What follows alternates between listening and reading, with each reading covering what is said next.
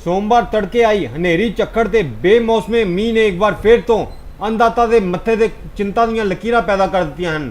ਕਿਸਾਨਾਂ ਦੀ ਕਣਕ ਦੀ ਫਸਲ ਖੇਤਾਂ 'ਚ ਪੱਕ ਕੇ ਤਿਆਰ ਖੜੀ ਹੈ। ਕਿਸਾਨਾਂ ਨਾਲ ਕੁਦਰਤ ਦੀ ਨਾਰਾਜ਼ਗੀ ਫਿਰ ਦੇਖਣ ਨੂੰ ਮਿਲੀ ਹੈ ਤੇ ਤੇਜ਼ ਹਵਾਵਾਂ ਗੜੇਮਾਰੀ ਤੇ ਮੀਂਹ ਨੇ ਕਣਕ ਦੀ ਫਸਲ ਨੂੰ ਖੇਤਾਂ ਵਿੱਚ ਵਿਛਾ ਦਿੱਤਾ ਹੈ, ਜਿਸ ਦੇ ਚਲਤੇ ਕਣਕ ਦਾ ਝਾੜ ਘਟਣ ਦਾ ਡਰ ਕਿਸਾਨਾਂ ਨੂੰ ਸਤਾ ਰਿਹਾ ਹੈ। ਉੱਥੇ ਆਉਣ ਵਾਲੇ ਦਿਨਾਂ 'ਚ ਮੌਸਮ ਵਿਭਾਗ ਦੀ ਮੀਂਹ ਪੈਣ ਦੀ ਭਵਿੱਖਬਾਣੀ ਤੋਂ ਵੀ ਕਿਸਾਨ ਸਹਿਮੇ ਹੋਏ ਹਨ। किसान रब अगे यही फरियाद कर रहे हैं कि रब्बा हुण मीह ना पवाई।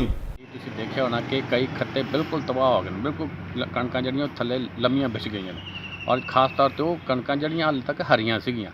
सो इन्हां दा कणकां दा बहुत ज़्यादा नुकसान हो गया। जिहड़ियां काफ़ी हद तक पक्कियां न उन्हां नूं नुकसान घੱਟ हो सकदा है, लेकिन नुकसान इस झक्कड़ दा बहुत ज़्यादा होया है किसान वीरां नूं।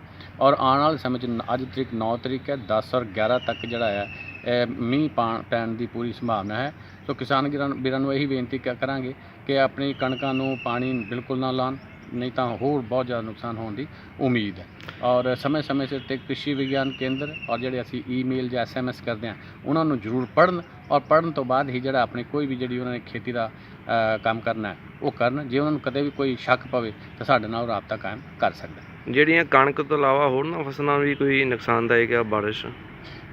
बाकी जिद्दां हुण सब्जियां ने इन्हां वास्ते तो कोई समस्या नहीं है, बारिश की कोई समस्या नहीं है, लेकिन जिहड़ी हनेरी आंदी है इहदे नाल जिद्दां फलदार बूटे ने इन्हां दा सारा फल खास तौर ते अंब दा जिहड़ा झड़ जाएगा।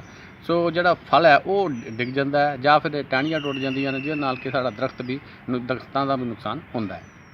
बारिश हुई है तो आने वाले 2-3 दिनों में हाले प्रिडिक्शन है कि बारिश होर भी होएगी, पर जो देखने में आया कि हाले जी बारिश है सहन जोगी हैगी है, कुछ खास फसलों का नुकसान नहीं दर्ज किया गया।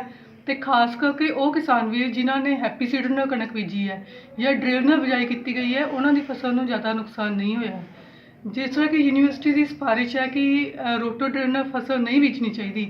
ਜਿਹੜੇ किसान वीर ने उस नाल फसल बीजी है उन्होंने थोड़ी हवा तेज ਚੱਲਣ ਨਾਲ ਉਹਨਾਂ ਦੀ ਕਣਕ ਦੀਆਂ ਫਸਲਾਂ ਨੂੰ ਥੋੜ੍ਹੀਆਂ ਡਿੱਗੀਆਂ ਤੇ ਉਹਨਾਂ ਦਾ ਅਗਰ ਇਸ ਤਰ੍ਹਾਂ ਤੇਜ਼ ਬਾਰਿਸ਼ ਰਹੇ ਤਾਂ ਉਹਨਾਂ ਨੂੰ ਨੁਕਸਾਨ ਹੋ ਸਕਦਾ ਹੈ।